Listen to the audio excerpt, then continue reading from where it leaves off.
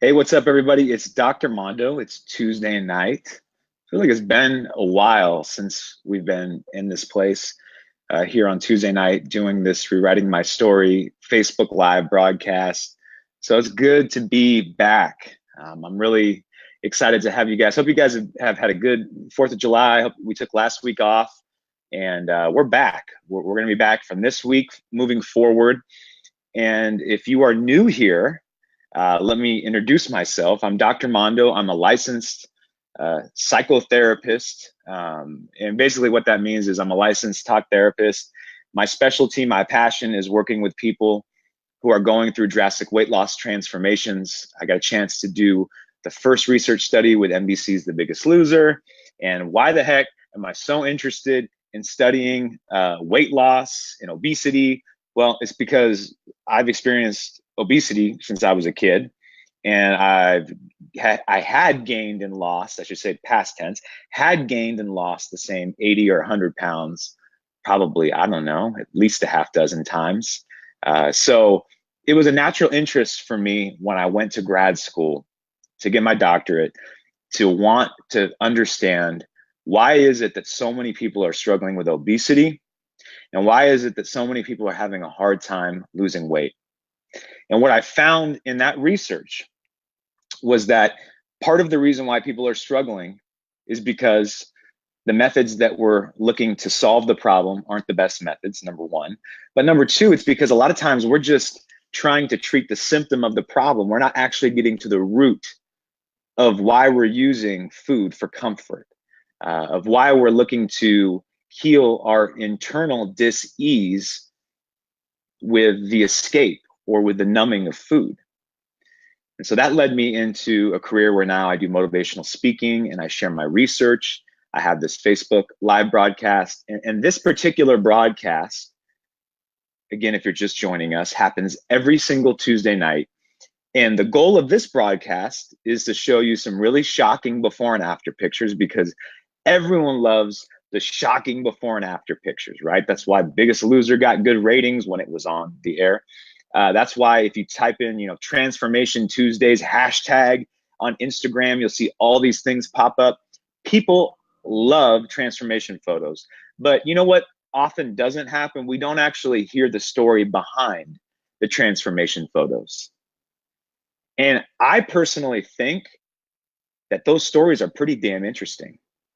But beyond being interesting, there's this incredible impact that I've watched over this last half year as we've done this show of what happens when someone tunes in and hears these stories. A couple things happen. First of all, they find out that a lot of what they thought about those before and after pictures and the life they thought the person has when they get to the after photo isn't always what it seems based on the filter or the after photo product.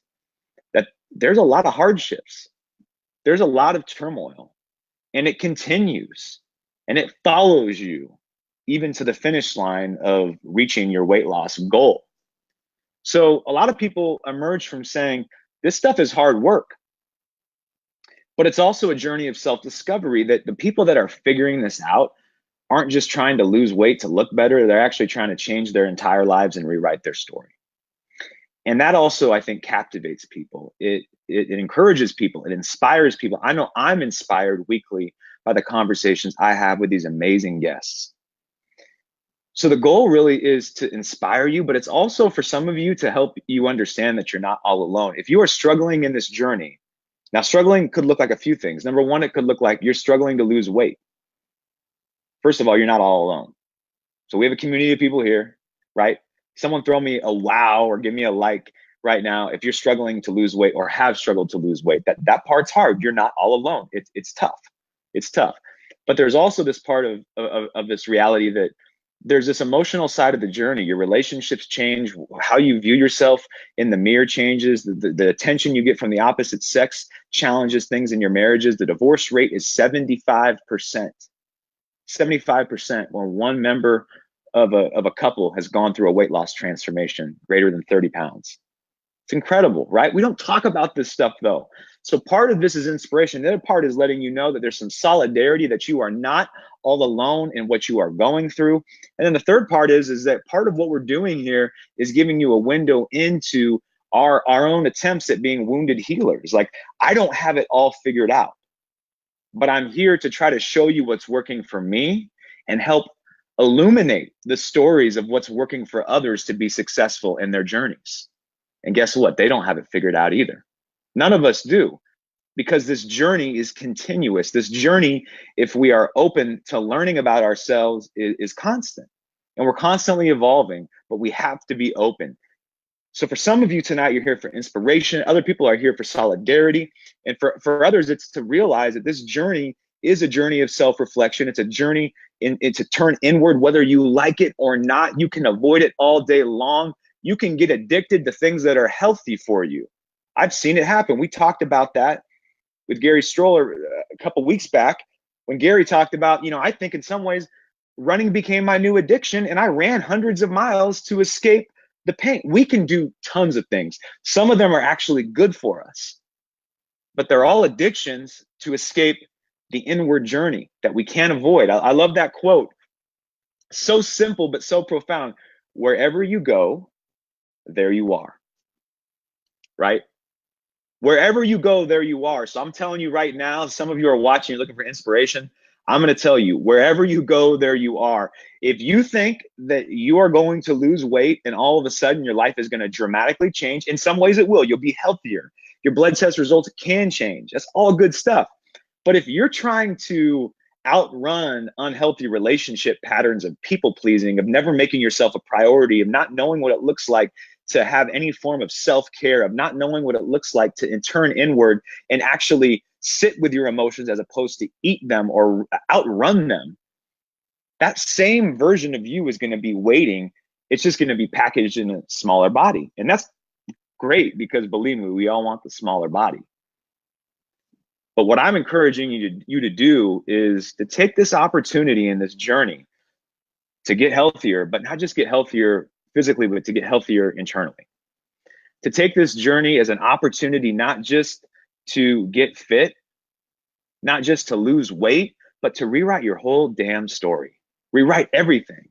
To look at the reasons why you want to lose weight and realize that's your why. For some of you, you say, I want to lose weight because I want to be around for my kids. That's your why. I want to lose weight because everyone in my family history has died of heart disease or diabetes or something health related. That's your why. I want to be around because I want to coach, or I want to run, or I want to inspire others. That is your why. I want to be around because I don't want to have to sit on a plane and have to ask for the extender belt because, you know what? I don't know. I just don't want to have to live like that. That is part of your why. Define what your why is and start living it right now, regardless of where you're at in that journey. You might still need the extender belt, but you need to start living out your why right now.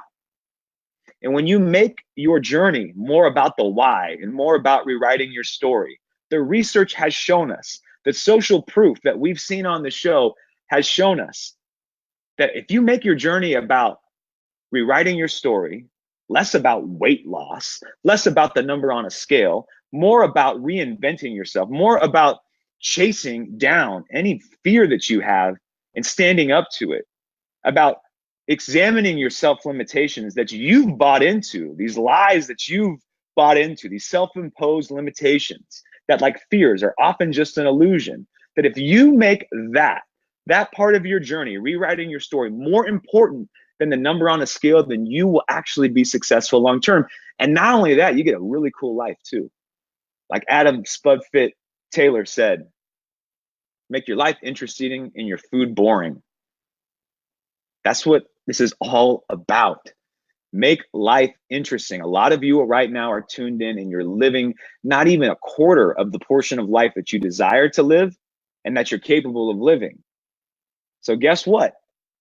Tonight is inspiration, because if these dudes can do it, if these women that we've had on these shows, not just dudes, if these women that we've had on these shows can do it, if I can do, you guys can. Honestly, one of the best quotes, and I'm going to stop quoting all my former guests, but Josh Ajani had said, I think he typed in on one of the broadcasts, And I don't know if he coined this or who did, but it's all over the Missing Chins Running Club. And we'll talk more about them tonight because they are the focus of tonight's show. The results are typical. Truly, the results are typical. Now they're talking about a whole foods, plant-based diet, moving your body. The results are typical. This is something that you can do too. Okay. Yeah. The people we're going to talk to tonight, you're going to see there's something about their mindset that you can learn from. There's something about the way they approach things in life that you can learn from. But if you follow the plan and if you do the internal work like I'm talking about, the results are typical. You absolutely can do this. You can rewrite your story. You can lose the weight. You can change all the things that you want to change. It is possible. I'm fired up. See, I noticed I started really calm, but then the more I started talking to you guys, I started getting fired up right here. Anyway, I apologize. It's getting a little hot in this office. I'm out here in California, in Sacramento in the summertime. I don't know if has anyone been to Sacramento in the summertime? Some of you might be watching from California, Sacramento. It's hot, but it's a different kind of hot than you guys got on the East Coast. Because that type of heat, I'll take the 103 dry heat all day long over that humidity. Like I know that one of our guests, I know Robert is in Texas. I'm not sure where Matt's at, but I can't handle that. I'm good. You guys win. And you guys run in that too. Like, how do you run in that sort? I will run in the dry heat all day long. I'm not messing with the humidity. I can't do it. But anyway, that's besides the point. So let me tell you about tonight's show. I'm really, really excited. If you've tuned into this broadcast, you have heard a lot about the Missing Chins. Okay. And I know a lot of you love that name. I love that name. Missing Chins. Isn't that what we're all going after? Some of you are like, that's my why, to miss a chin. I just want to, that's my why. Is that big enough? Well, that'll get you somewhere, I'm sure. But the Missing Chins Running Club is a group of guys that initially started as a really small, tight-knit group of guys that were really all struggling with their health. They were all significantly very overweight, morbidly obese. A lot of them lived in the Deep South, and a lot of them bonded over the fact that they knew what it was like to be a big guy, and they were going to be super honest and super real, and they wanted a space where they could be super 100, as the kids like to say, keep it vulnerable, keep it authentic. And they found that space with each other, and they found motivation and inspiration, and they became runners, and they became plant-based advocates, and they just changed their lives, and then changed a bunch of other people's lives. And they went on Good Morning America and a few other shows nationally. And all of a sudden, all these people wanted to be a part of what they saw on TV with Josh LaJaunie, Justin Lacey, Anthony Macelio. These are all former guests of the show. I know I'm leaving some out. Jason Cohen, all former guests of the show at some point. And that group inspired so many people because they said, man, if that dude can do it, if that big guy can do it, I can be that because I'm that big guy. I can do it. And that group has expanded into something now that is much bigger than I'm sure those guys ever had envisioned it to be in terms of what it is as a secret Facebook group. But in that secret Facebook group, I've been a member for a couple months, and I've gotten the chance to watch these guys and see how they interact and see how they support each other and see how they call each other out and see how they give each other a hard time. And I guess it even used to be harder before all these other people started joining the party, right? And it's just beautiful. It's a beautiful thing because if you're familiar with any of the research I've done from the Biggest Loser study, then you know that there's this stage that we talk about in your transformation. And it's the stage of you need a support system that speaks the language. That's going to be vital to your long-term success. It's stage 7 in the 8 stages that you go through in your weight loss transformation.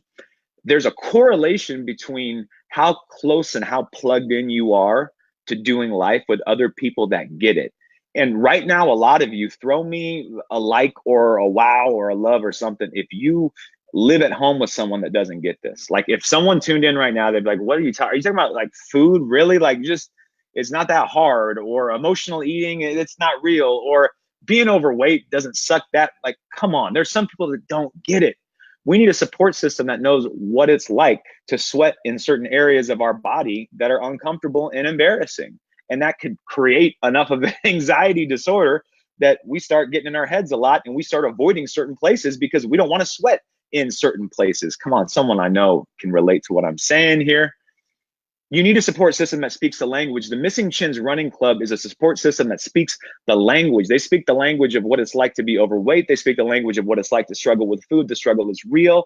Hashtag. They also understand and they have this deep desire and motivation to change things, to push limits, to push fears, and to rewrite their story.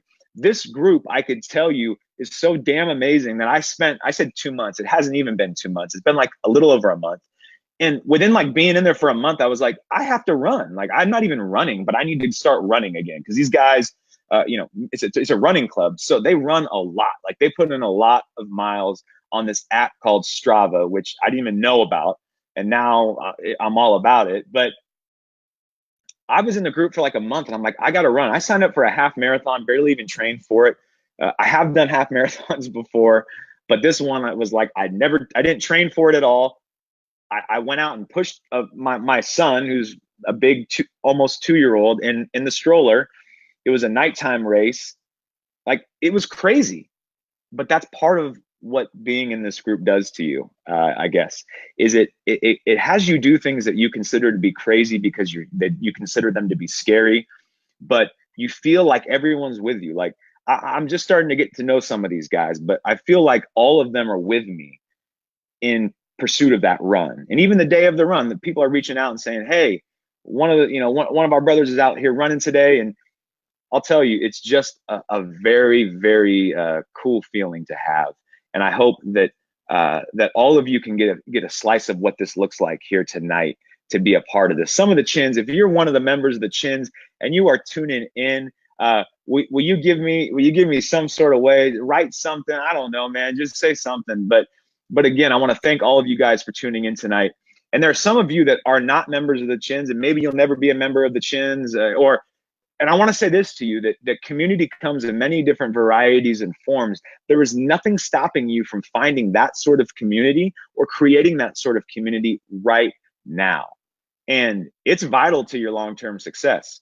Because one of the things that happens is that, and I was talking to Coach that we'll have on tonight, Matt, about when someone goes ghost and someone goes missing. Like when you're in a community of people, they start asking about you. That's how we used to live back in the day. I'm not going to go too philosophical, and I'm not that old to know about it, but I read about it in those dusty old books that, people told, like back in the day, people used to live in community, like you used to live in the community and you would know your neighbors, like you would know them, right? You would even call them out, and you were part of the same social clubs, or you went to church together, or you did. We're missing so much community now. And it's really to our detriment because so many of us are isolated. And I always say this, but isolation is the biggest threat to so many different diseases that people are struggling with. It's a threat to your health in so many different ways, your mental health, your physical health, your spiritual health, being isolated. But we're not in community like we used to be. And the internet sucks for so many reasons. Part of why it sucks is because you see before and after photos like you're about to see here in a moment from my two guests here tonight.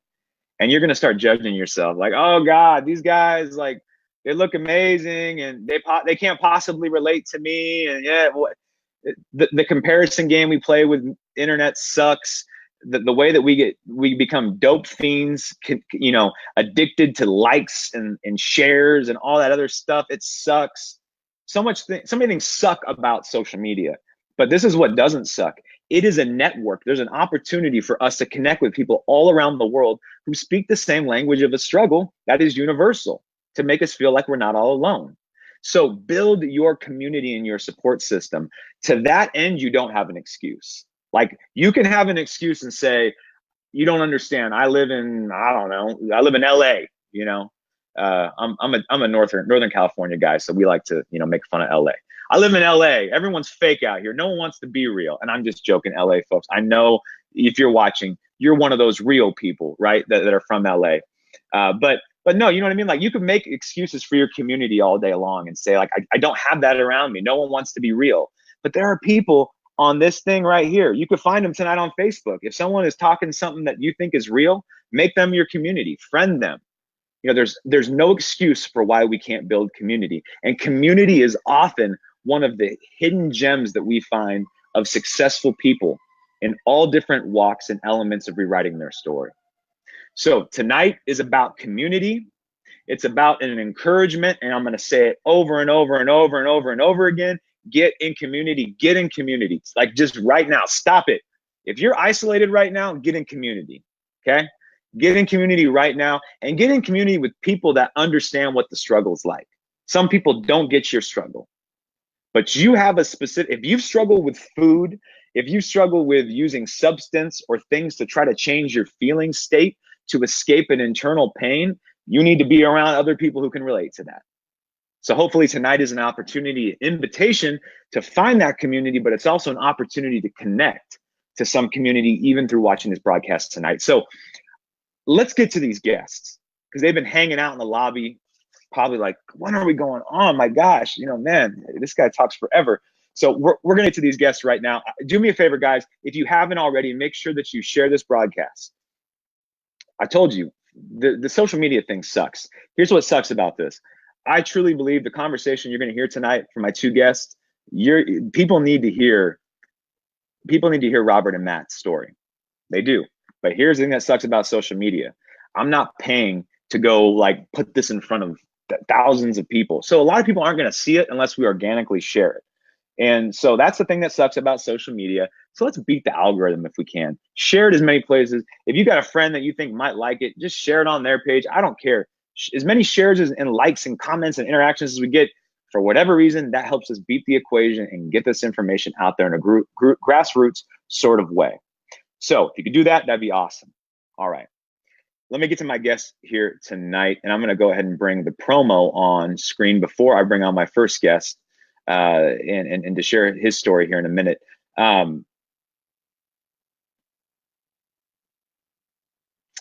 So here's the promo for tonight, and here's kind of the setup for tonight's show. Let's see. Oh, there we go. So you could see here, well, you can kind of see.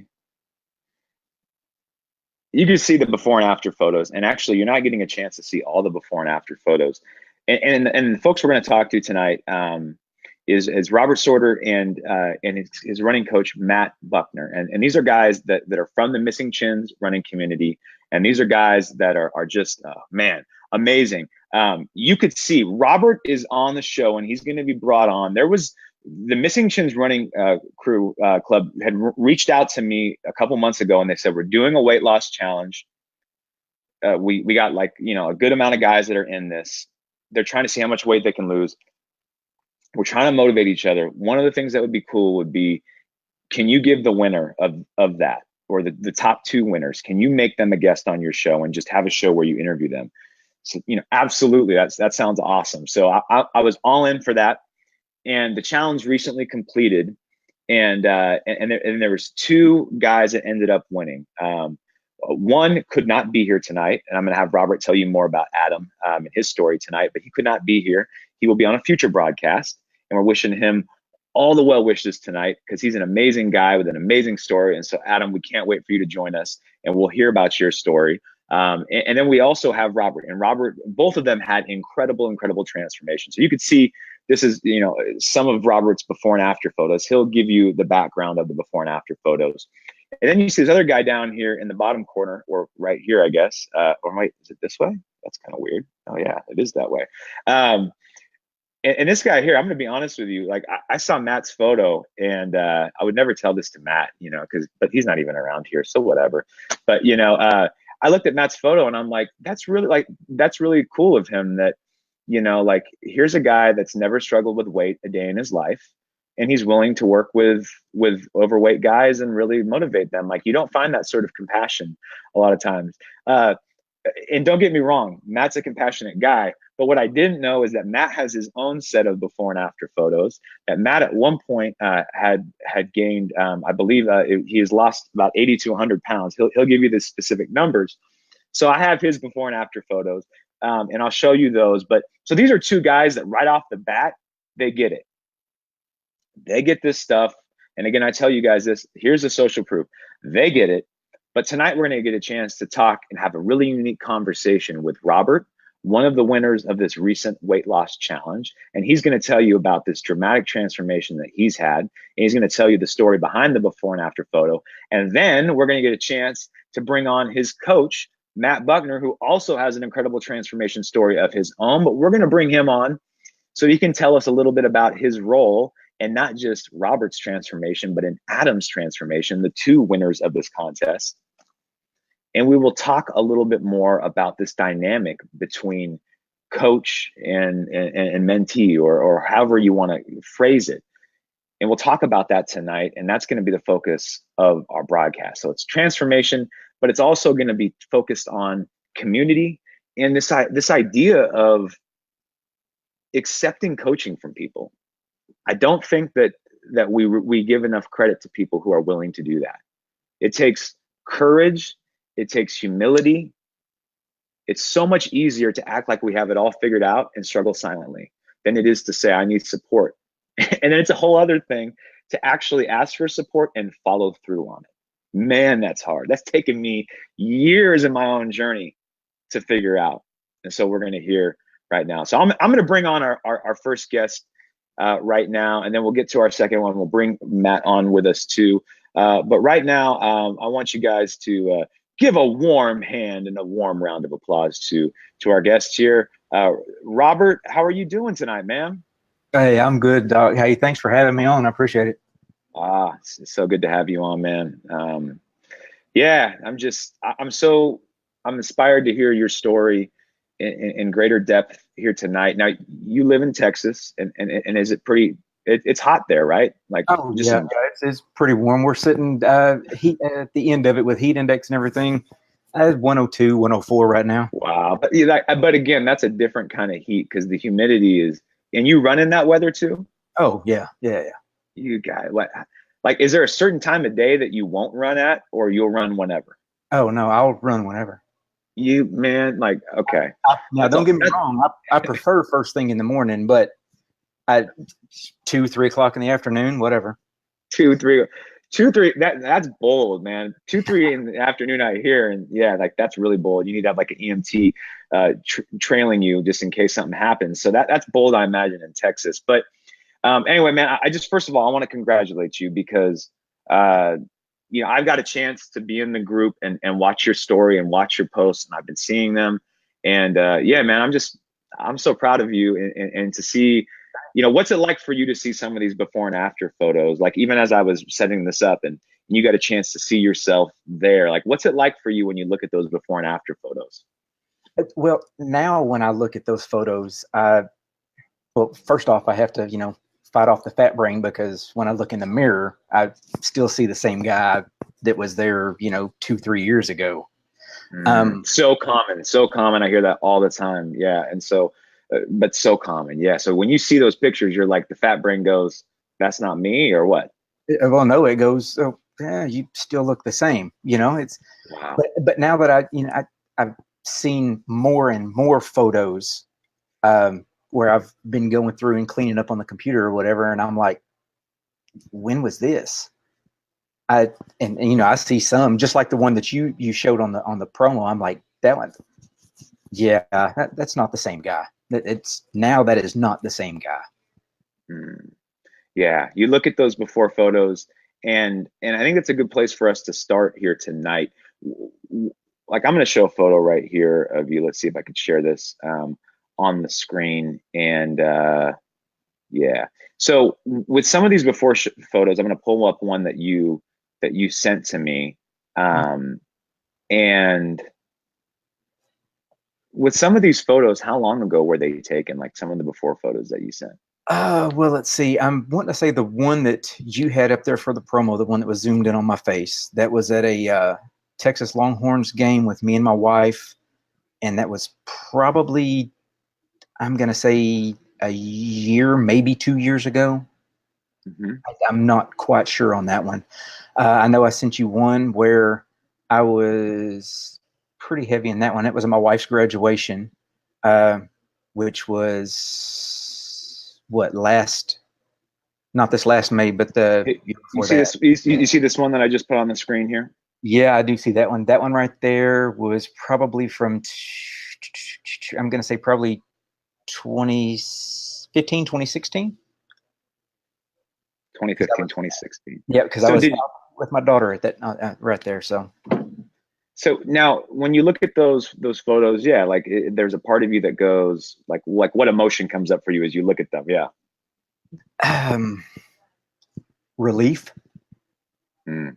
I think, would have to be the main emotion that comes up. I see that, and mentally, I see myself and what I see in the mirror every day, and it's like I guess I would have to say an elephant has been lifted off of my back. It, Wow. I feel like when I see those pictures, I can breathe now. So That must. it And what's it like to a breathe, lot. man? Having that elephant off your back. What's that like for you? I just can't even imagine. Well, I Uh, can, but yeah. mobility and a sense of freedom. Hope.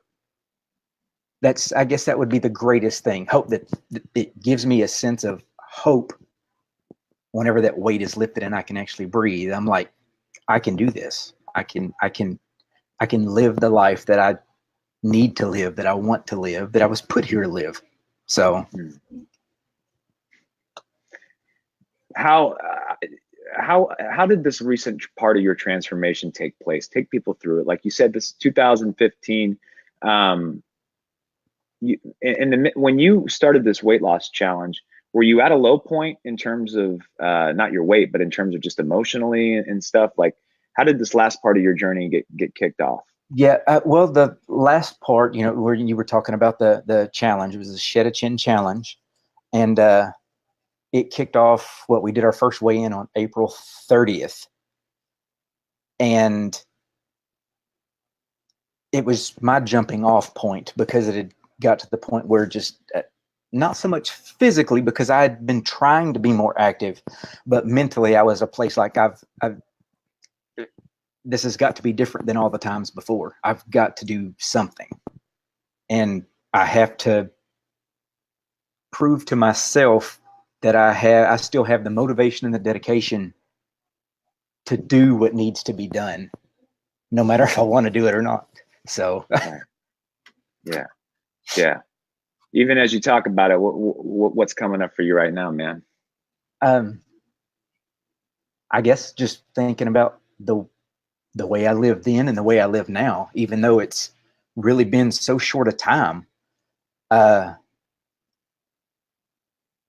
that sedentary lifestyle is not really part of my daily regime now. So, going to school, eating plants, and looking forward to my next run, just itching and being pissed off at Buckner because it's a rest day. I'm ready to get back out there.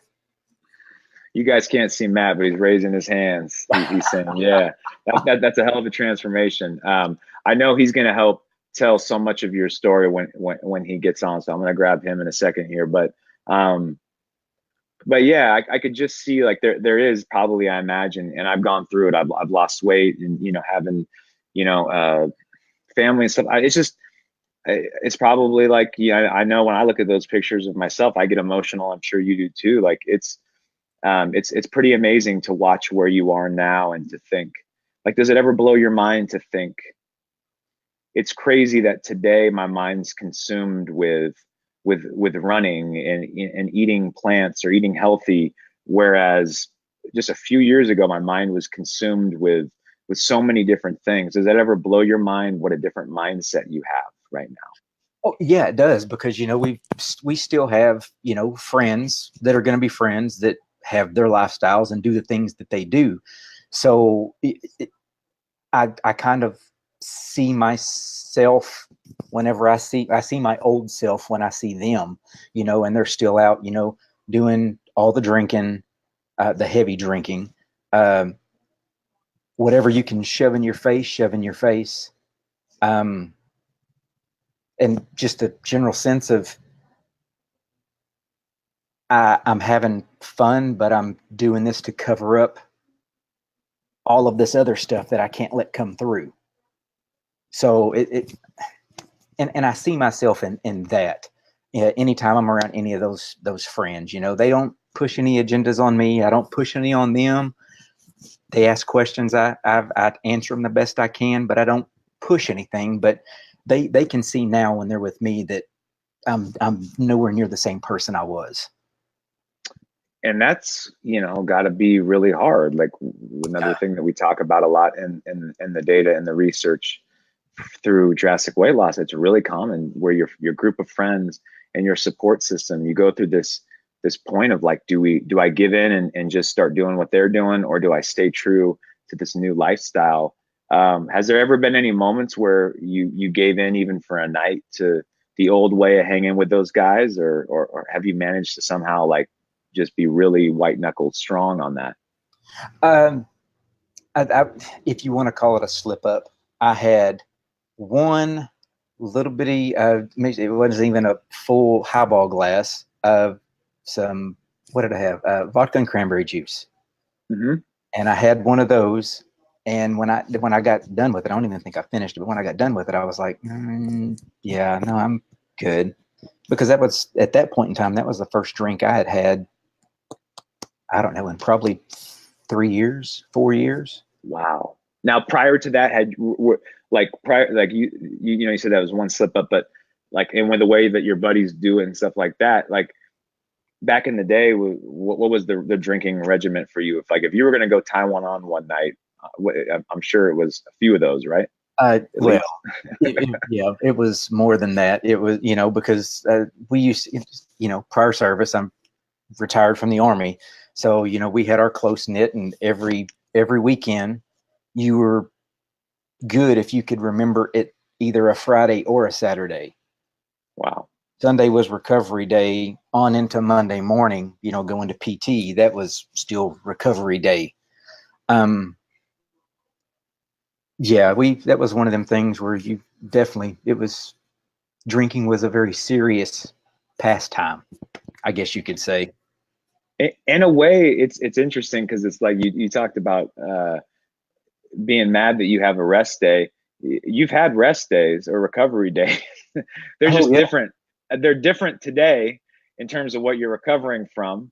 Now it's about letting your hamstrings and your quads and your calves get recovered versus your liver, and your body before. But yeah, you had those recovery days.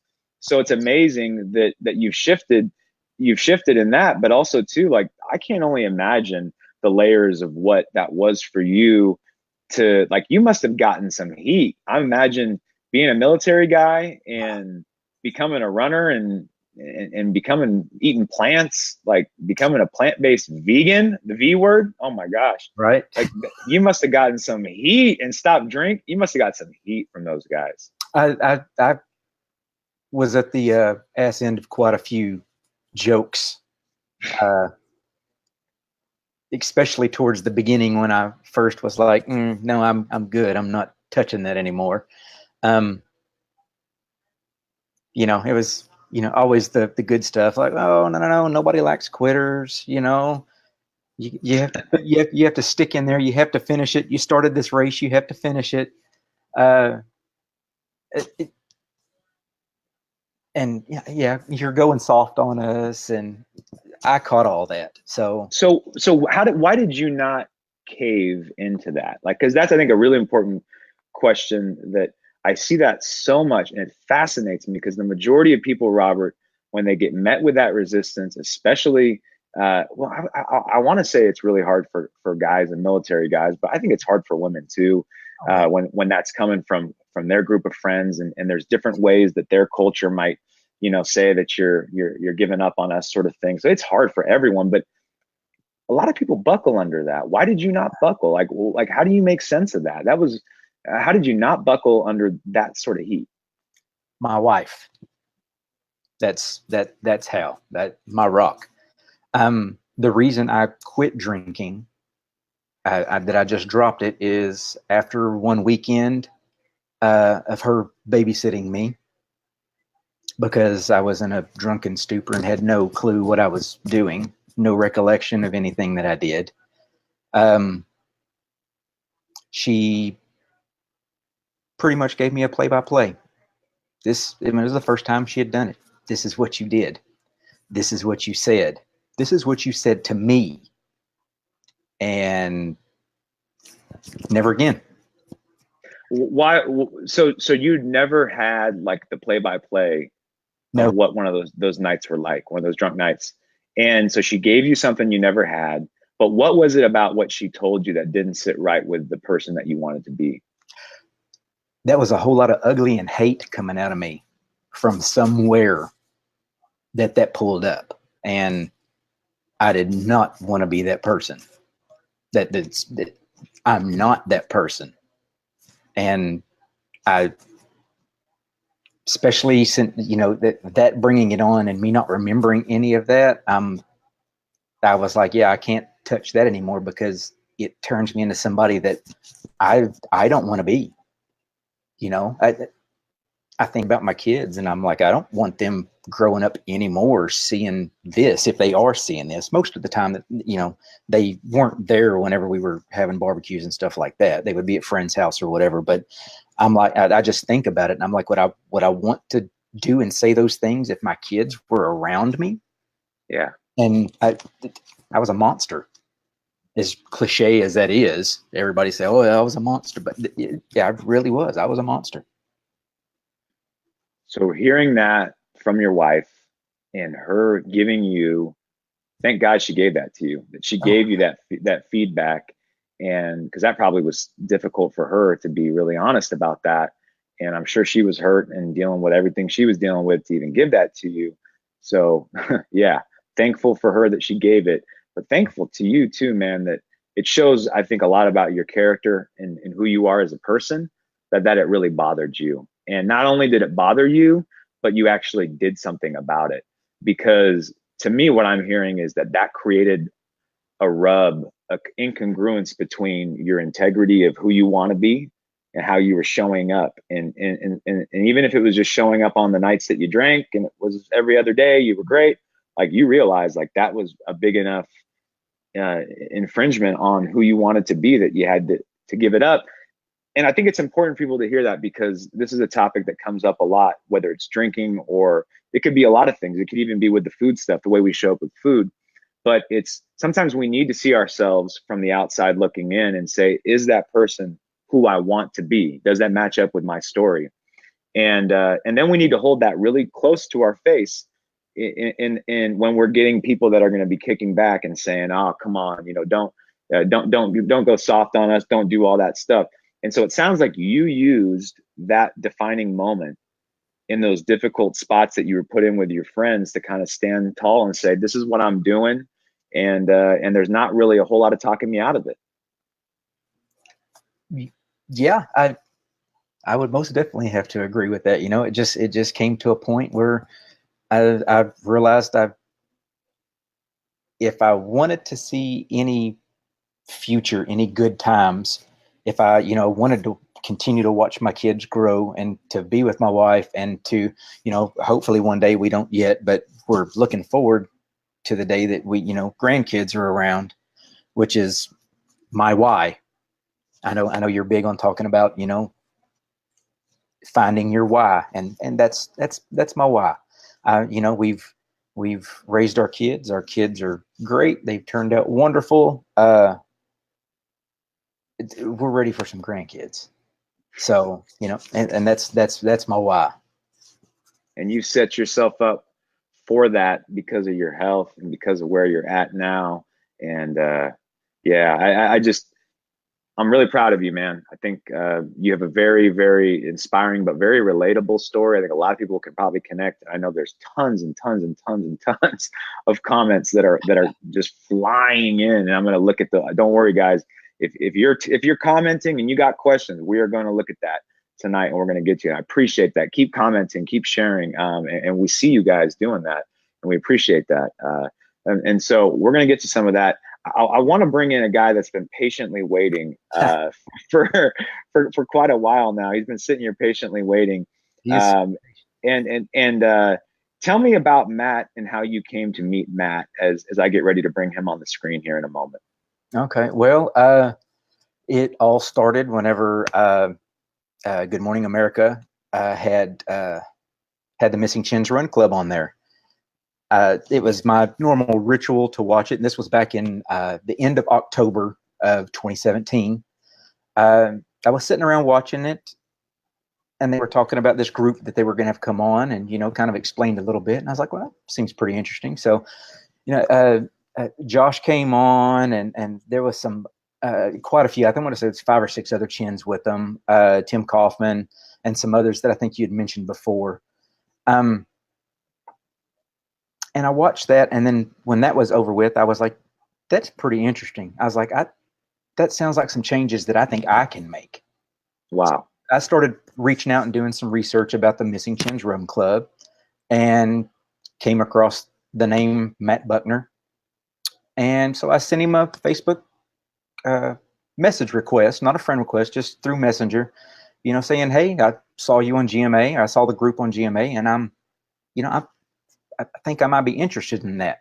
And just from that point on, it was just a wealth of knowledge coming my way. While I was waiting to be vetted and let in and everything, he was just constantly hitting me up with, hey, go on Netflix and watch Forks Over Knives and watch What the Health and go through and the Proteinaholics, go through and read that or look at some excerpts off of that. And it was just constant wealth of knowledge, just not knowing then, but knowing now that all he was doing was setting my foundation. He was making my foundation just completely solid. And then he came to me one day on Messenger, and he was like, hey, you still want in? I was like, yeah. And he goes, today's the day. He's like, today is day one. And in the beginning, when I first got in there, it's, hey, what's up? Was following, trying to get to know some of the guys and stuff, and just kind of sat back in the shadows a little bit and asked a couple of questions here and there, but I wasn't super active until the Shed a Chin Challenge kicked off, and that was my jump start. And that challenge started how long ago? That one, our first weigh-in was on the 30th of April of this year, and it ran through the 1st of July. The 30th of April to the 1st of July. Okay, right at 2 months, yeah. 2 months. And in that period of time, people are probably, I know they're asking, what kind of weight loss or percentage of weight loss did you have? Yeah. So what was the results that you ended up? Well, I actually wrote those numbers down or I wouldn't forget them. My first weigh-in on April 30th, I was sitting at 220 pounds. Which was down from my heaviest, because the heaviest I've ever been is 250. Okay. So by the end of those 2 months, I had dropped down to, and my final weigh-in was 202 pounds. So I'd lost 18 pounds in 2 months. Wow. That's not counting the inches that I dropped. Which is really what it's like fully about, right? Well, yeah. It was unreal to me that I had went from a roughly a 38 to a 40-inch waist down to now I'm in 31, 32. Look at you, man. That's in 2 months. That's in 2 months. And now, like I said, 202 was my final weigh-in for the Shed a Chin Challenge. And I weighed in this last Sunday, and I'm now at 194. When's the last time you saw that number?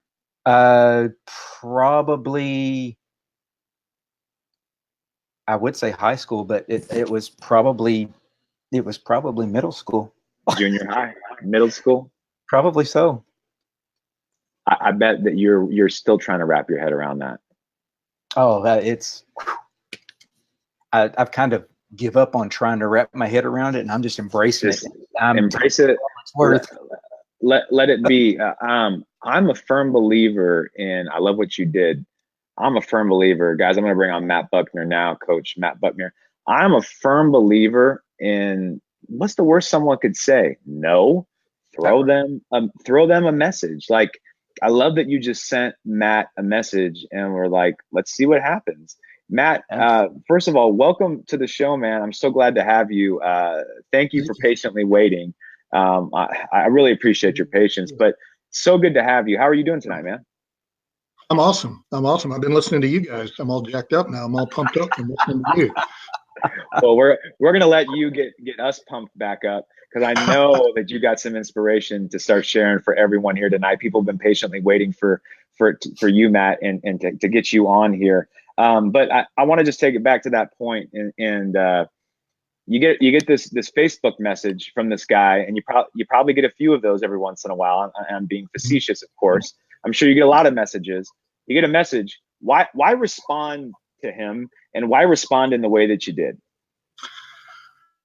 Well, at the time, like you pointed out, we were actually fairly new to this, so it was actually a little shocking that someone's reaching out to you via Facebook saying, I'm aware of your secret hidden group because of this Good Morning America, and I'd like to be in it. And so we were all really new to we didn't have a vetting process. Our vetting process before was, hey, I know this guy, he's really fat, we're going to bring him into the group. That was our right. That was it. He qualified. One right. variable.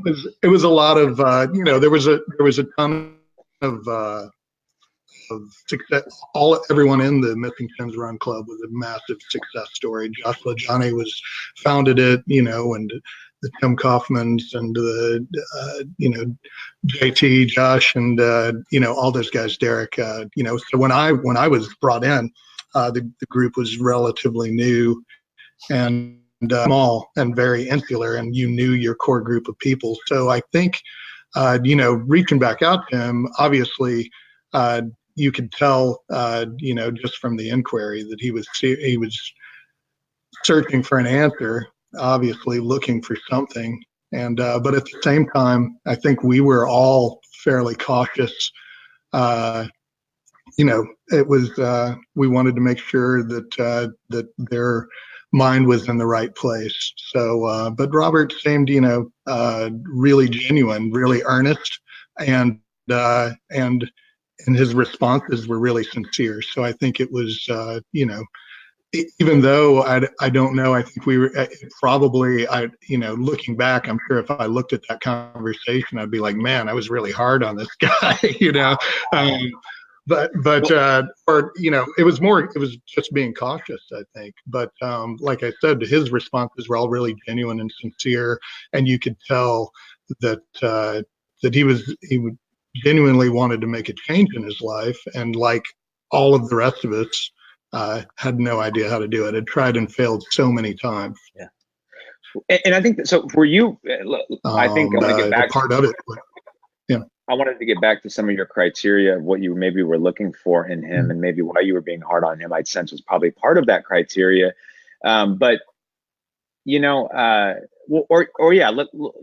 go kind of back to that. I imagine you get people that reach out to you and they want help.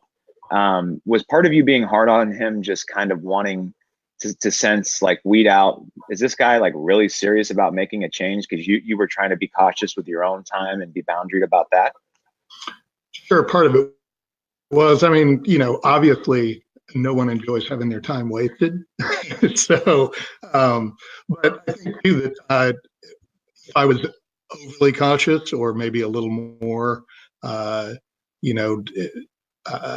arduous in the vetting process, that it was because we were, this was the first time that people from outside of our core group, from that arm's length, were asking to be in the group. Before that, it was, you had to know somebody that was already in the group, and they basically vouched for you and added you in. And so for someone to be completely from the outside, where nobody in the group knew them, they didn't know anyone. And so, and I think the first part of it too was like, here's what we're about. Do you agree with that? The core values. And a lot of that was, that we are a whole food, plant-based group. We're a running club, but we're also about health and positivity, and and I think that usually, there was, Robert obviously wasn't the only person that reached out at that time. That we had just Josh Lozani had just been interviewed on Good Morning America, so there were people everywhere, hitting up any member they could find in the group. And so I think there was some extra caution just because of the volume of inquiry, and some of them, you would simply reply back, and that would be the last you would hear from them. It was more of a passing interest, or they were intrigued, but then when they found out what it was really about, or I'm not sure, some of them you just never heard from them again, and they'd be like, okay, I guess that was it for them. And Robert always replied, and always, I'd check back in with him, like he said, hey, here's a link to What the Health, watch that, tell me what you think about that, and every time, and a lot of times you do that, you send somebody here, watch Forks Over Knives, and they'd be like, no thanks. That would be the end of the conversation. So I know that feeling. Absolutely. Yeah. Absolutely. Well, we all do. I mean, you've recently gone plant-based, so it's definitely it has a polarizing effect. So, but I think too, and that same criteria, guys, I had no idea that was out there. I don't know anything about this. I want, everyone in our group is trying to take their health back. And that's the main thing. And we lift each other up, and we hold each other up, and we support each other, and we're there for each other. And I think that's the real core of it. Is it's a place, it's secret because we need that layer of privacy. We want to make sure that our posts and our videos can only be seen by other members of the group, because we let it all hang out in there, and we don't put a filter on anything. It's a men's locker room, it's definitely, but that's the great thing about it. That's what inspired me when Josh added me into the group. I was, the hazing began immediately, and but it was awesome. It was a group of brothers, immediate brothers, and from the point that I was added into the group to today, I've lost 35 additional pounds. So wow. And I think before that, before I was put in the group, I was kind of coasting. I was feeling pretty satisfied. I'd lost a little weight. My clothes fit pretty good. I was, dabbling in becoming full-blown vegan, but was mainly just, vegetarian at the time, and seeing how many beers I could drink on the weekend, and that was. But again, the transformation to that point, everyone was,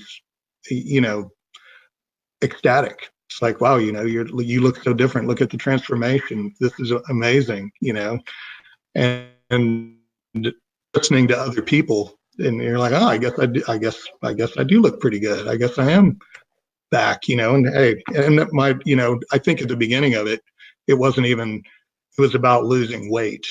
It wasn't about regaining my health. And then after some initial success and losing a couple of chins, and then you started looking at the long haul, and then I started thinking maybe I can get off all these medications I'm on, and maybe I won't have to go to the doctor once a month, and then you start feeling better, actually feeling better, and exercising. And it's, I always tell, I'm sure Robert's sick of hearing me say this, but that the running is a component of the nutrition. So it's not, we'll run a bunch and we'll get you healthy that way. It's like, well, no, we'll dial in your nutrition and the running product of your nutrition, because you're going to feel so good all of the time that exercise is just going to come naturally at that point. And it really, I think that's what it is. That it's, they obviously go hand in hand, but our group, even though running is in the name of it, and we are a running club, It's about motion though. If you can't run bike, if you can't bike swim, if you can't swim walk, if you just do something, move your body. As Tim Kaufman says, move your body a little more than you did yesterday. That's all you have to do. And eat right, fuel your body. And that's all that Robert and I talked about. And even when I added him into the group, it was more on the would you be open-minded about switching to a whole food plant-based diet? It wasn't even like, I need 100% commitment now or you're not getting in. It was more like, hey, try it, see what happens. And he was completely open-minded to all that. And obviously his success shows, that that's the impetus for it. Obviously, I think you've had some great recent success with that as well. So you know exactly what Robert's talking about. Yeah, absolutely. And I think, that's as I'm curious to ask Robert, because I know like in my journey that, I think, are you coachable? That's a question that we could probably ask ourselves, or we ask others when we're looking to coach them. And I could say flat out, the majority of my life, I've been coachable in some areas, but not when it comes to like this particular one. Like it was really a vulnerable spot for me to take coaching from someone on what to do with my nutrition. And I had to get a coach who works with the Forks Over Knives community when I finally transitioned. And her name's Sharon McRae, and she was amazing in my journey. And she called me out a lot on stuff that made me super uncomfortable. And I had to face a lot of really tough things. But there was something for me different about this last 10 months and how I approached my journey with her. And I was willing to be coached in a way that I'd never been coached before. I wonder for you, Robert, was this always how you show up if someone was willing to help? Or was there something different about the way you showed up in response to Matt? Because Matt, he was hard on you at the beginning, but he also gave you lots of different tasks almost to kind of see if you'd keep up, and you did. Is that always how you showed up when it came especially to your health, or was this a new thing for you? For my health, this was a brand new thing. That I had said before, on prior attempts, just like everybody else when they're trying to lose weight or whatever, that okay, I'm going to do this. Well, you can say it in your head all you want.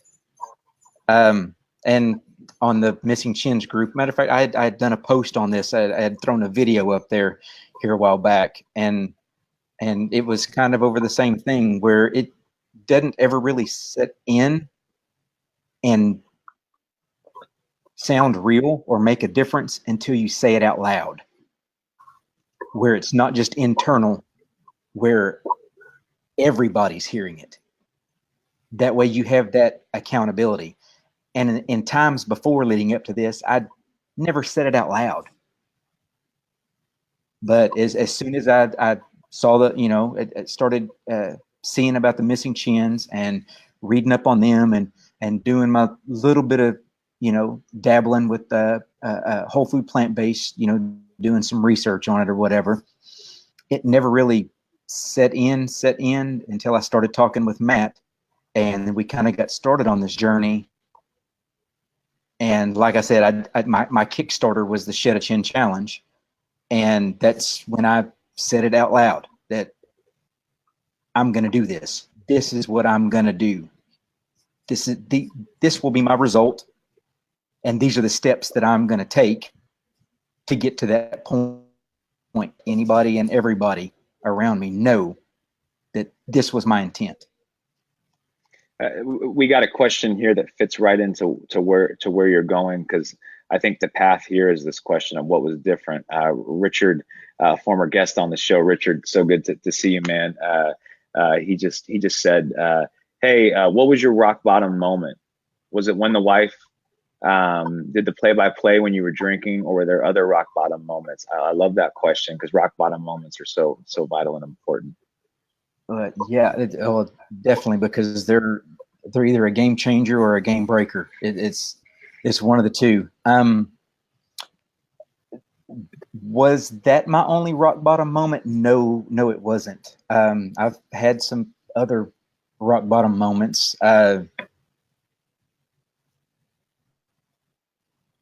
Getting out of, being medically retired out of the Army was a big rock bottom moment for me. For the simple fact that I loved doing what I was doing and serving my country. And, then all of a sudden they're like, you're no use to us now. So this is what we have to do. That was a rock bottom moment. And in, what was it, 2016, I think it was, I actually had weight loss surgery. I had a vertical sleeve gastrectomy. Really? I didn't know that. Yeah. Yes. And I lost some weight off of that, but I put most of it back on. Leading up to, getting into the chins, I had put that back on because I had dropped. I'd been around 250-ish, and after my weight loss surgery and everything, I had dropped down to right at the 200-pound mark, and then jumped right back up to 220, 230. So that was, having that surgery done was another rock bottom moment. But one of the biggest ones out of all of those would be in 2014 when I had my spinal fusion, and they ended up putting a plate and some screws in my lower spine. Wow. And I think the recovery from that and the limitations that they kept giving me, I think that was like one of the biggest rock bottom moments that kind of set some wheels in motion, but didn't give it the velocity that it needed. I think it's really important that that you outlined all those, and I'm sure, man, I would love to hear more about each and every one of those. And what people are hearing though is that this is a journey. I mean, that's what I hear from this, is that like there's a series of rock bottom moments, and that's why, like we always say, there's not a destination to this point. Like, obviously we hope there's no more rock bottom moments, but you have to also live with the realization that if you're not honest and accountable with yourself and allow others to hold you accountable too, it could be real easy to go back the other way, right? And two, like some of you might say, like, I've hit some rock bottom moments, but I still don't feel like I've figured it out. What's wrong with me? Well, I think for some people, what ends up happening is that you got to just keep plugging along and keep going on your journey. Because I'm sure when you got that sleeve, you're thinking this is it, right? Or when those series of things happen, and it took you to get to this point now to actually go, no, this is it. And so sometimes we can be too hard on ourselves. And part of the reason why people are stuck right now is because they're being really hard on themselves and saying, I already had my rock bottom moment. What the hell am I doing? Why can't I figure this out? Well, keep going. Matt, would you agree with that, right? Like keep going and just keep pushing. Yeah. I'm sure you probably see that in the group and with folks too.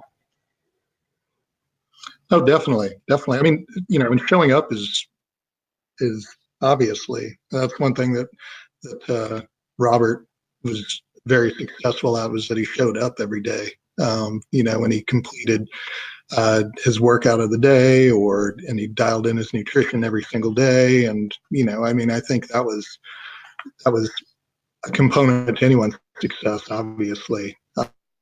We'll have our rock bottom moments. And I think it's interesting that you ask that too, because, I know that when I was 100 pounds heavier than I am now, and constantly, in and out of doctors and upping my doses on all of my medications. And I remember asking myself, like, where is my rock bottom? Like, what's it going to take? Like, you're going through this health crisis. You have a family.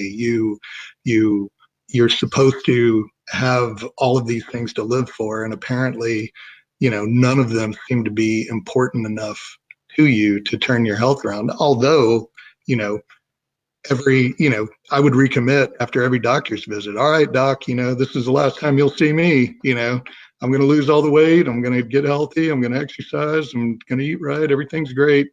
And then, 30 days later, show back up 20 pounds heavier and, with more bad news on my blood work. And, but I think that's, that moment is different for everyone, and even different than you would expect it to be for yourself. I think where, I kept having what I thought would be my rock bottom, and it's like, okay, now you're going to turn it around, and then suddenly I'd be worse for wear, and so that's definitely, I think Rich Roll said the elevator goes all the way to the basement, but you can get off in any floor you want. and when he said that, and I'm like, wow, like, am I really going to ride the elevator all the way into the basement, or am I going to, when the door opens, am I going to get off? And, I get, like, the second floor is not bad. Like, I just get anywhere better than that.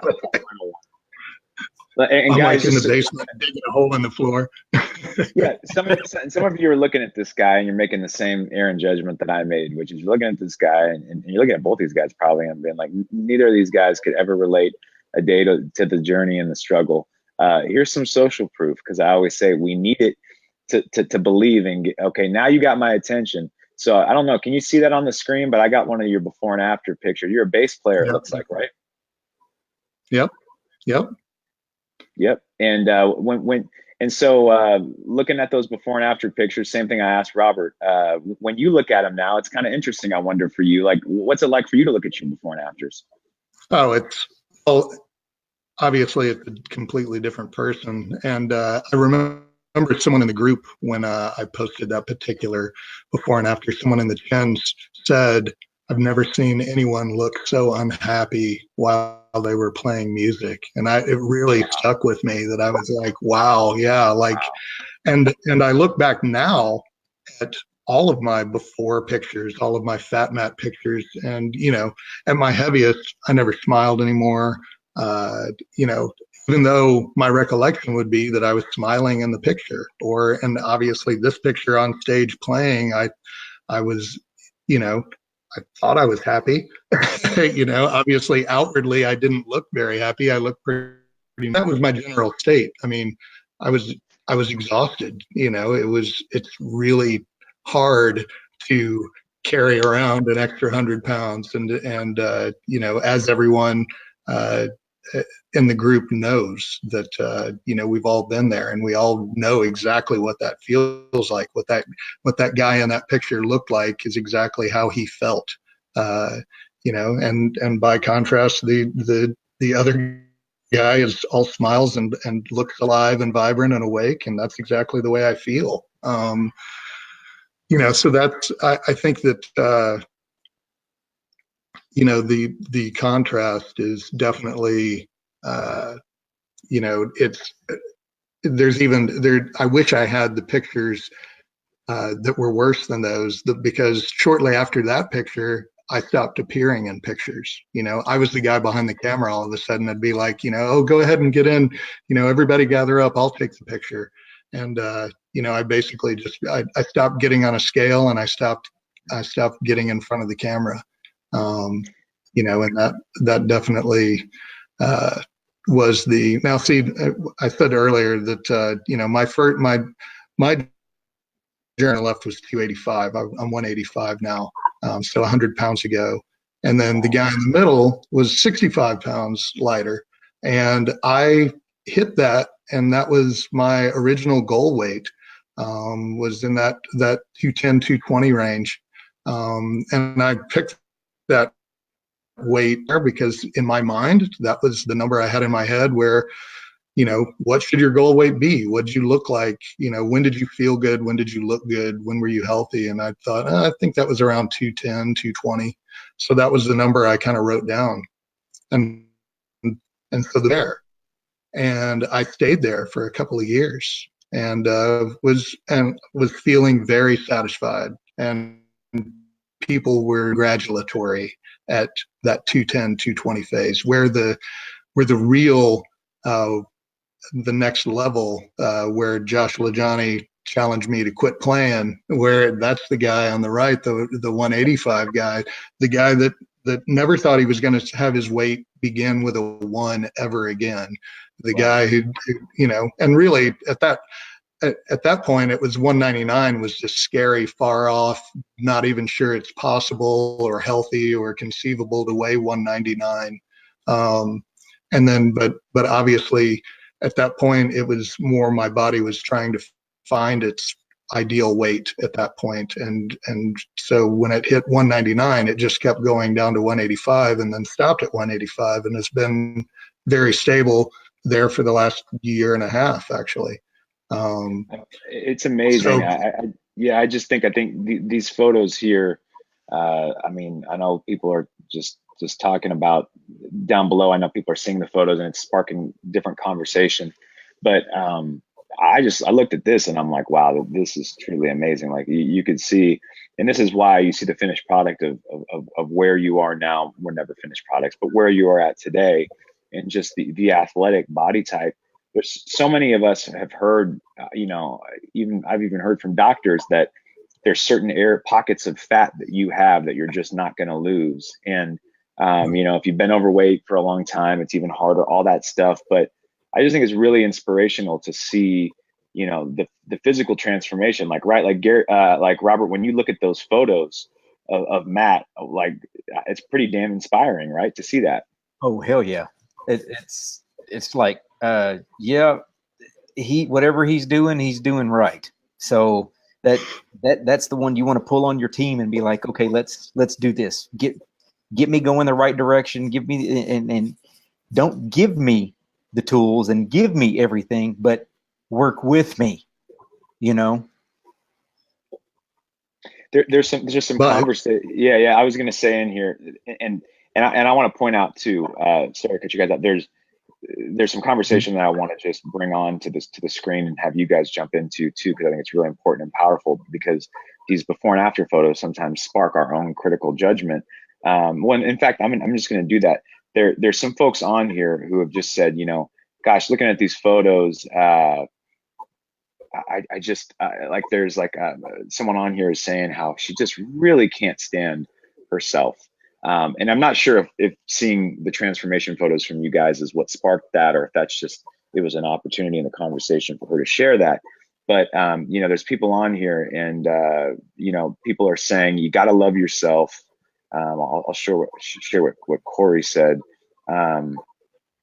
Maureen, you have to love yourself first. Losing the weight will not make you happy. Loving yourself will make you lose weight.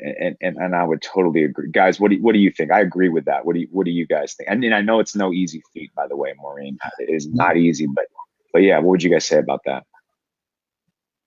I agree with that 100%. I mean, I think I'm glad that came up too, because before this started, I wanted to make a point to emphasize, you know, the getting your mind right portion of this.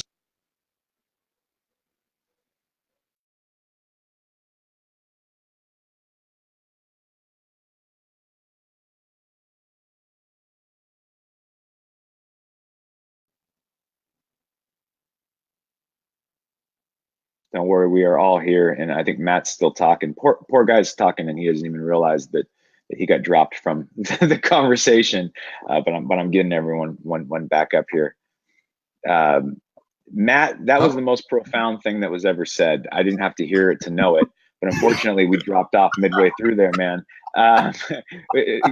Start back. What were you? And you were saying? Definitely, you have to love yourself, and that I'm glad that was brought up, because before this started, I wanted to make sure to emphasize that it's not just weight loss. You've got to do the mental work too. A lot of my heaviness was mental baggage I've been carrying around my whole life. You know, I got a lot of counseling. I got a lot of therapy through this journey, and that helped me shed as much weight, as much heaviness as a whole food plant-based diet did. I'm so glad you said that. I didn't know that. Well, I'm just getting to know you tonight, so it's not shocking I didn't know that. But Right. at what point in your journey did you incorporate therapy? I'm just curious. It was actually early on in it. So it was, I was kind of having my health crisis and my mental crisis were all coming to a peak, and I think obviously I was very typical male, as far as I did not ever think that I needed any counseling or any mental help. And that was definitely a sign of weakness, and that strong men don't seek that advice, and we stay away from it. And nobody's going to crawl inside my head. And obviously, I couldn't have been more wrong. And I think that it was actually started with marriage counseling that my wife and I went to seek help to help our marriage. We were in a rough spot, and it was definitely, obviously, I think we both probably had thoughts of, well, we'll go to counseling, and then the counselor will automatically see that I'm right and will explain to my wife everything that she's doing wrong, and my marriage will be a lot better as soon as my wife straightens her thing out. But Yeah, about everyone's looking for that judge just to go, you're right, she's exactly. wrong. Okay, Yeah. let's go. Yeah, Case closed. tell her I'm not a jerk, and that she needs to start being nicer to me. But, 5 minutes into the conversation, as I'm curled up in a ball in the fetal position, crying my eyes out, with my mommy and daddy issues, then I'm like, and she's like, oh yeah, I think this is you need to come back alone, like many times in a row. And but yeah, it was really cathartic, and I felt lighter every time I left that office. And and going until I was, released from her care. And I wasn't, I think I'd probably be going today. She's like, I think you're good. And I'm like, what? And she's like, I don't think you need to come back. And I'm like, what? No, I'll keep coming back. Like next week, same time, we'll do this again. So the guy who never intended to go, it was a huge benefit for me. And it really, and it helped, I can remember several times, during a long run, and just having some epiphany, where I would literally like set that burden down on the trail and leave it there and run home from there. That it's like, it's okay, it's time, you can let this go now. A lifetime of baggage like that, that was the intention of going to the grave with. And so yeah, it's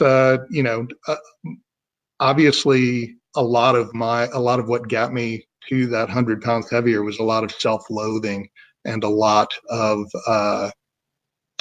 that unwillingness to forgive myself, and having this idea in my head of perfection that doesn't exist. And so, coming through is, so the pictures that you see, and from the frowny guy that was 100 pounds overweight to the smiley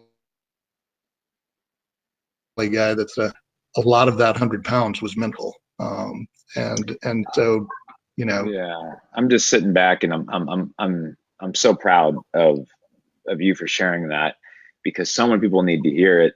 And definitely. the thing is that the whole preaching to a choir, it's easy for a therapist to sit up here and say we all need therapy and I go to therapy, but when folks like you guys share that, and I'm highlighting, you guys all got nicknames for him that probably we can't say on air. Yeah. I call him the plant-based Elvis himself, like like Josh Lajani, the larger than life plant-based figure. Anyway, he says, even here, and Josh, you wrote it, so I'm sharing it. Find a therapist, and he put that in big capital letters. Yeah. Huge step for me too. I'm gonna tell you this too, guys. Like, there's something, and this may be the therapist in me, but I sniff out pretty quick when people have been to therapy, simply by the way they, or in like recovery community, simply by the way they talk about things and their emotions and their level of transparency. I mean, I noticed it in Josh. Like, I didn't know that Josh went to therapy, but it makes sense now. Like, you don't just arrive at these points on your own. You need people to sit with you. And we talk about like manhood and all this. Like, it's such a load of crap, because if you look back at like ancient cultures, right?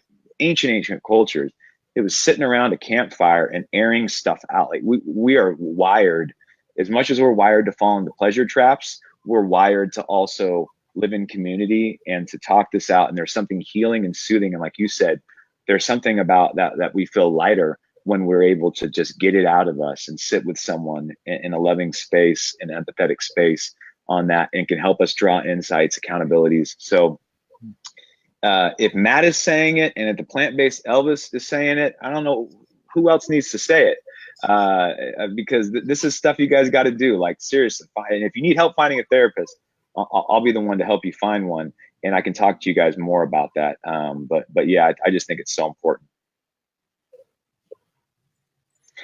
Guys, I got more stuff coming in. I got more questions, and just so everyone knows, if you guys are watching, how much time do we have left in this broadcast? It usually goes till about 7:30 or so. We have 14% time left. That's how much time I have on my laptop before it dies. Don't blame me. Blame the Mac for why when they created this new one, they took away it takes me too long to explain it. If you have a MacBook, you understand my issue here with my plugging in. I only have one place to plug in my power charger on the camera. Anyway, we got 14%, and there's also been, I'm gonna say this now, 113 reactions, 361 comments. I want to say the comments and the reactions may be a new record, because the chins are bringing it. In fact, the chins are bringing it so hard that I just had to go throw out a little guest invite to someone else from the Chins crew, and we're going to see if he's going to jump on and join us here tonight. Before I'm at 13%, so I don't know. His time is running out if he wants to jump on and join us. But guys, real quick, I want to, now everyone who's watching, if you have a question, there's 361 of them that are embedded down in here. Matt and Robert and I will go back, and we will look at your questions, and we will respond, and we will comment, and I know that, you know, we'll do that. But if you have a question right now, you're going to get moved to the top of the list. So if you got a question for Matt, or you have a question for Robert, I want you to ask that again right now. Repost it or ask a new one. If there's some comments that you've had, I just, you know, some of the comments, guys, I hear people talk about, you know, there's so many people talking about just the emotion that these broadcasts bring up for them. And I just think it's so cool. And there's a ton of people too talking, you know, someone on here had shared just her pain with, you know, that comes up when she watches these broadcasts. And so many people are saying, telling her that she's worth it, and make the investment in herself. And so just so cool to see people joining in. Do you know this man? I think you do. Huey. This guy's awesome. Never heard of him. Yeah, I don't know. Seems like a cool guy. 95% of my weight gain came from emotional issues. Come on, man. Mine's like 99.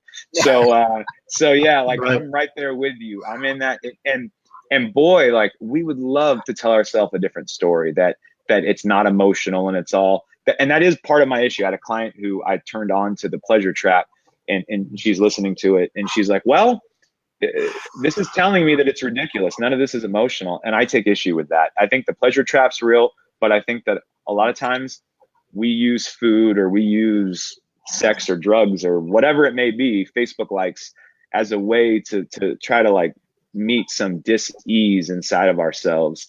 And I think until you acknowledge what that dis-ease is, you're going to continue to find new addictions to swap in this process. You might lose the weight, but you might still be unhappy. So again, I think that there is an emotional component. I think emotional eating is real. And so anyway, I think that's such a great point. So I appreciate you sharing that with us here, Huey. Anthony says, Dr. Mondo, you need a dongle for that. I don't know what that is in reference to. I don't know what a dongle is, but I'm not going to even make any assumptions. Anthony, good to see you, man. By the way, you're one of the. I don't know what a dongle is. Do you guys know what a dongle is? Yeah. Okay. We'll talk about that. Well, you know what a dongle is. You're gonna explain it to me later. Did we lose Matt? I mean, Matt just that was it. We said dongle and Matt took off. That's all it takes, I guess. Anyway, Anthony, you're part of the reason that I ran that half marathon this last week, so I appreciate you, man. I really do. Matt, if you're around, come back. Someone said ask Matt how he got that shirt. Well, he's not here, so as soon as he comes back. Let's see. Where do you guys get your protein? That's a great question. I'm going to put that one on the screen real quick. Oh, and here comes. Look who it is. Yeah.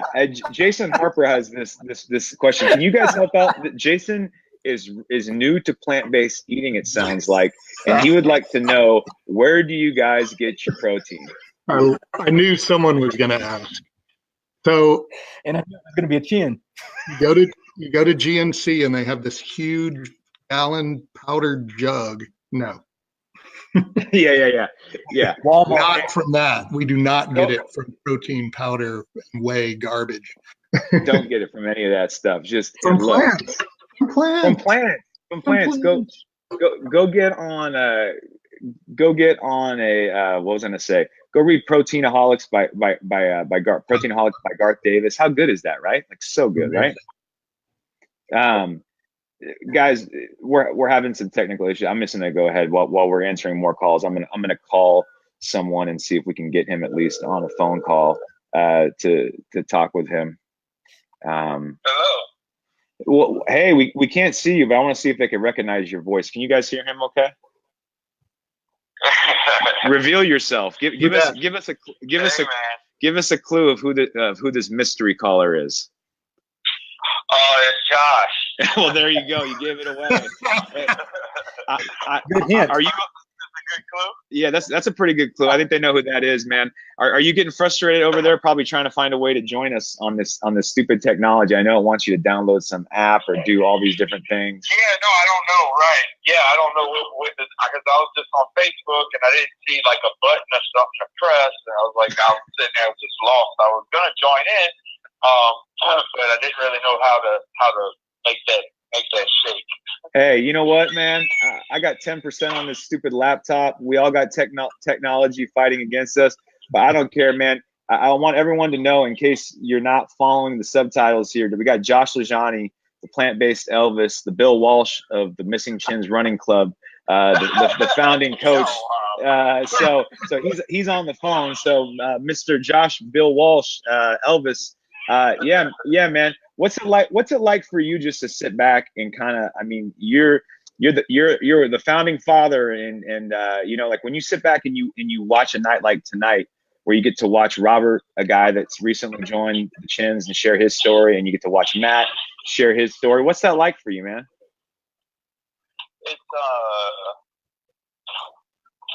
It's surreal. It feels amazing. To see Matt like doing what Matt's an amazing human being. And to see him reaching out and doing exactly what I would wish a person that has learned anything from me would do, which is turn around and help someone else, which is exactly what I've sort of kind of just made that's the mandate that Rich gave me when Rich had me on his podcast.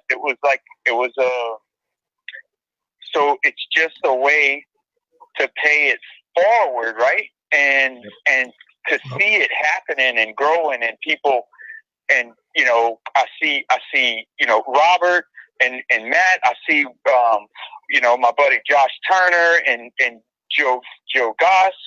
I see like all of these wonderful stories inside of our group, sort of very organically happening. That it's beyond like my wildest dreams the morning when I was taking a dump and made the freaking secret group, right? Like, yeah. It's insane to me. You planted the seed, it sounds like, and look at what happened, literally. No, well, it wasn't me. It wasn't me that planted the seed. It was more of like a group think between me and Anthony Masiello and Tim Kaufman and Jason Cohen and Marcus over in Texas, and you know, it was I just happened to be the one to press the button on the thing that day to start the secret group and say, hey, everybody, it's Saturday morning, what's going on? I made this secret group, and here's a bunch of vulgar things I'm going to say, and it's going to be a locker room thing, and let's talk shit about our running and have a good time, and, you know, and give each other, and, you know, I mean, do the thing, right?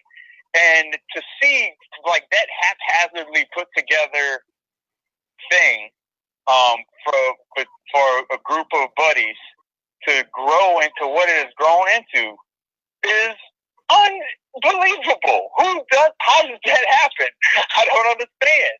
But it's so cool to see, you know?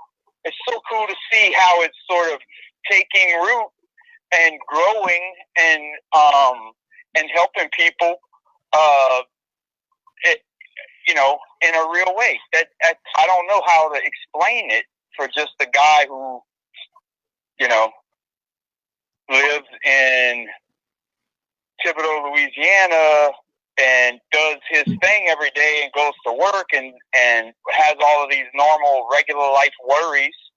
To have something like this in my pocket all day long, there's something magical about it that makes life have a little bit different flavor to it, you know?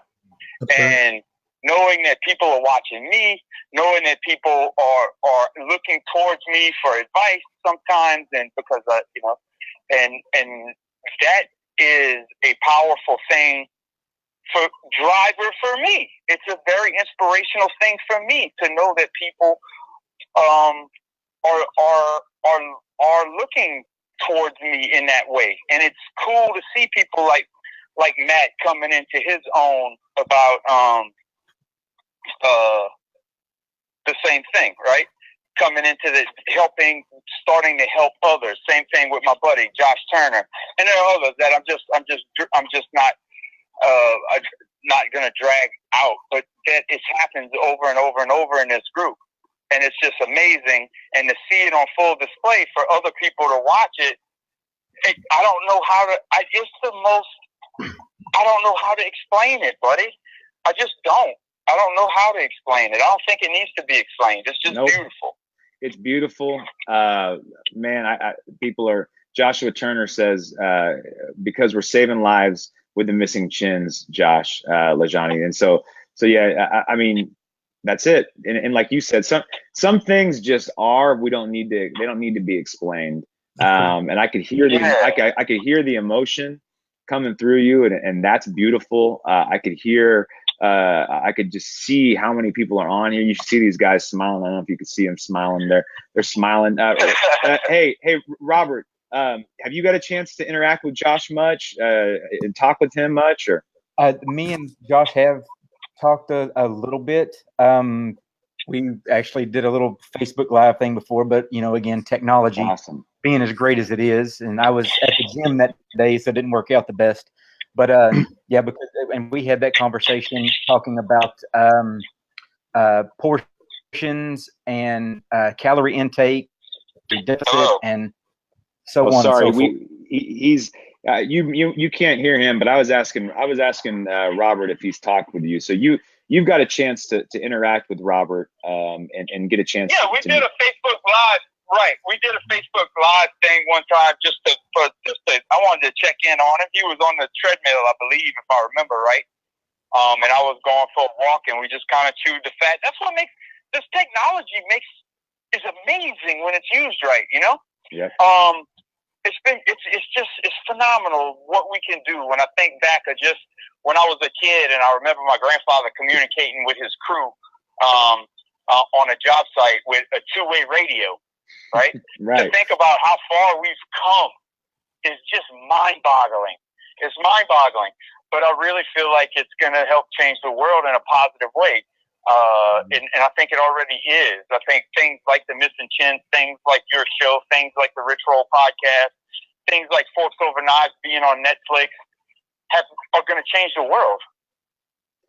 And you know what? Like you said, there's so much negativity around what social media does to us and how it makes us compare our lives to others and all that other stuff.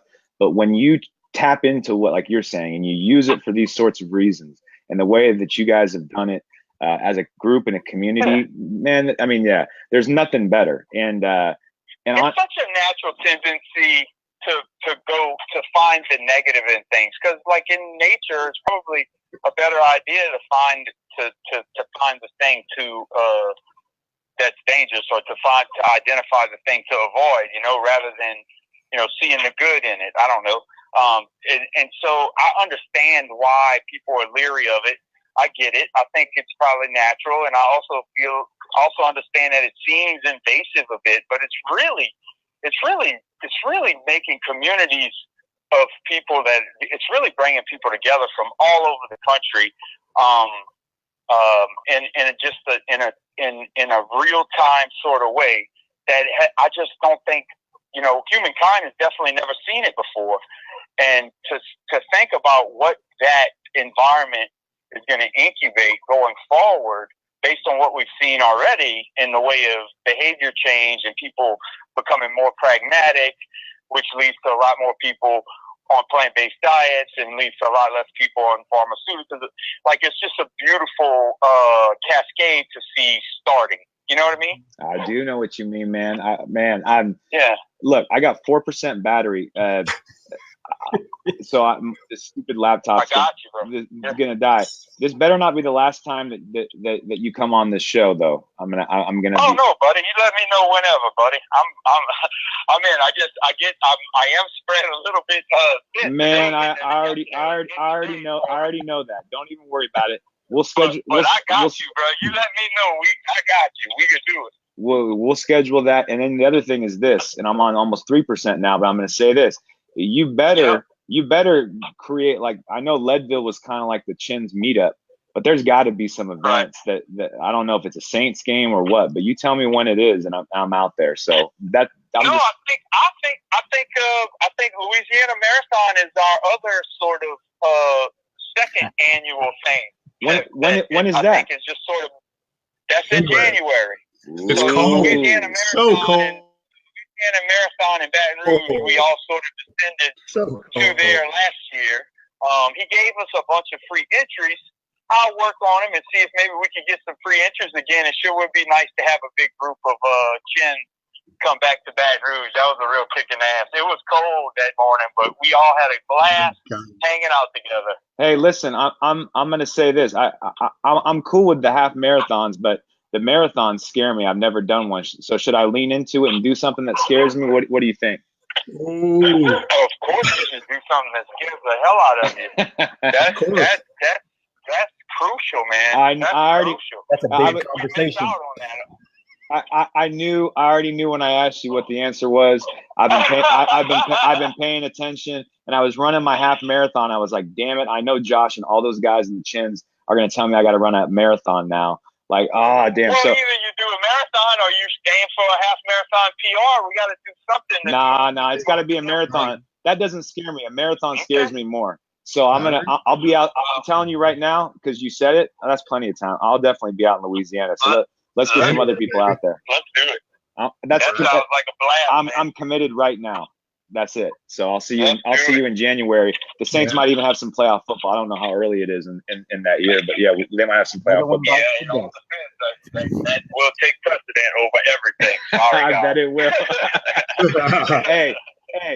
So I appreciate you calling. I'll be texting you, man. We'll get you set up on your next one. Buddy. All right. Have a good night, man. All right, man. All right. Thanks. You too, buddy. Bye-bye.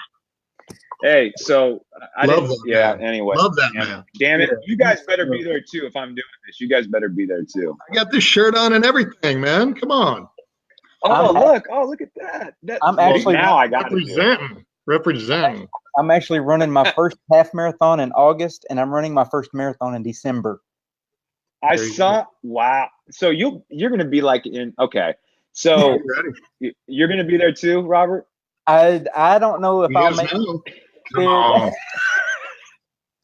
Hey man, everyone that's We'll see what's tuning going in on, right and we'll now. see if I live through this marathon in December. How about that? Come on. I'm with you, man. I'm with you, Matt. You better help me, man. You gotta help coach me to that point. I will. We'll do it together, man. We'll do it together. Zone 2, right? Oh, all about zone baby. 2. Zone 2 all day. Okay, I'm coachable now. I promise. I'm coachable. You tell me what I need to do. Chris House. The Reverend Chris Yeah, House. that was great. That Rich Roll podcast. If none of you listen to, you guys gotta listen to that. It's the I truth. got earbuds dying on me. I got laptops dying on me. Guys, I hope you guys. This was a lot of fun for me. I hope you guys enjoyed yourselves tonight. This was just awesome to have you guys on. It was fantastic. Thank you so much. I really appreciate it. Hey, thank you guys. I can't wait to see you in January. Obviously, yeah. What was that you said about? You said Adam, yeah. I think we cut out and missed you there. I think you mentioned Adam, who's the other.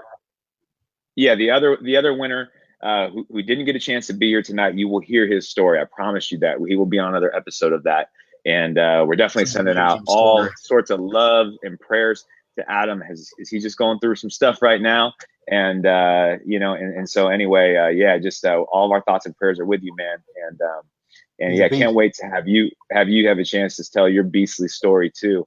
And by the way, now on 2% battery, but did I hear this right? That out of all those people that are in this challenge, the people that finished 1 and 2 in this challenge were coached by the same guy, and that same guy was you, Matt, right? That's correct. Yeah, I choose my athletes very carefully. I see what you do. I'm gonna start doing that because yeah, you're right. Like sometimes you have all these people asking you, "Can I help me, save my life, and it's like you gotta weed them out early on. Like, here, go do those 10 things. And if you do those 10 things, then I'll know that you're somewhat serious. I love that. Well, like you said, though, I mean, they were both very coachable. In fact, neither one of them needed any coaching. They'd ask me. They were both so completely motivated. They tried their best to give me credit, but honestly, they did all the work. They inspired me the entire time.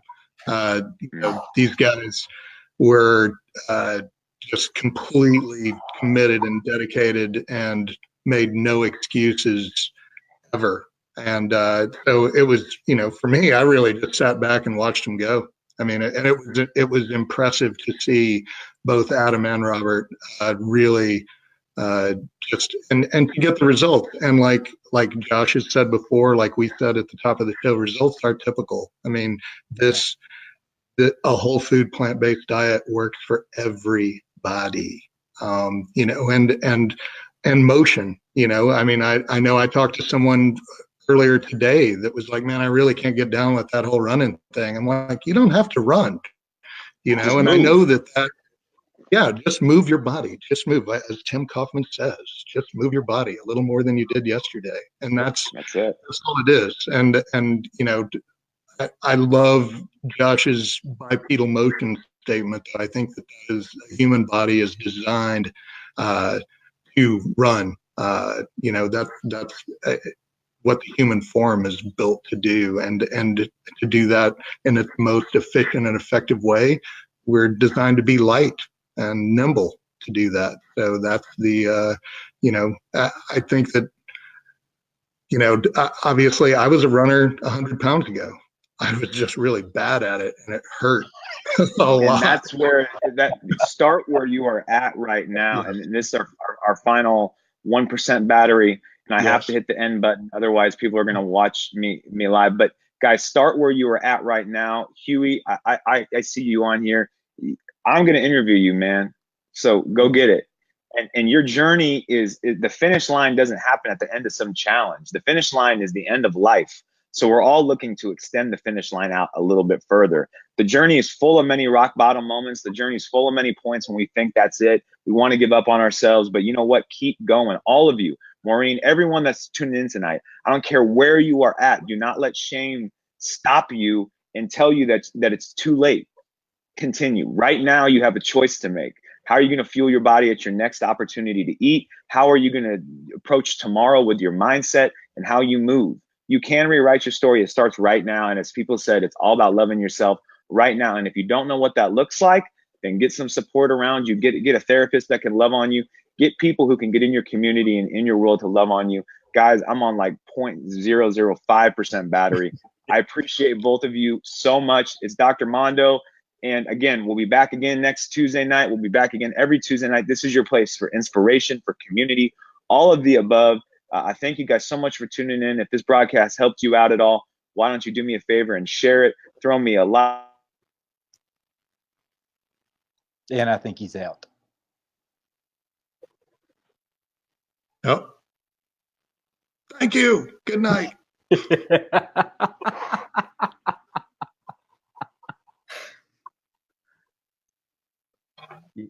Yeah, I think he's his laptop died on him. All right. Well, we could bail in case we're still on this thing, right? Yep, let's go ahead and get out of here. Hey, it was good seeing you, Coach. Have a Thank good you, Dr. Mondo. Yeah, thank you, Mondo. Later, Matt. Later.